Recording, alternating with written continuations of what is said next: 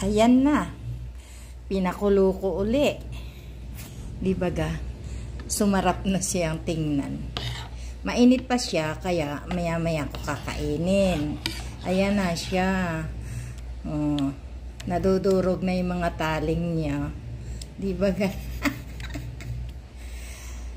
Oh, ayan. Ready to eat na.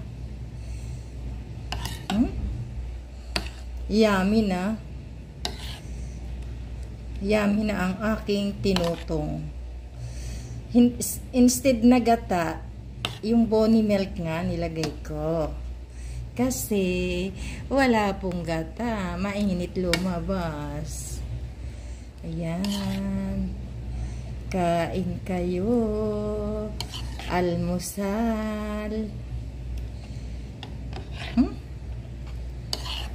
Mainit pa eh. Pinakulo ko uli kanina. Tingnan naman ninyo para baga yung ano. Parang yung baha. Masyadong kumbaga yung una niya pinakita ko yung unang ano niya. Para bagang sinabing sisid mga kapatid. Ngayon ayan na. Kain na kayo. Ayan. Ayan na.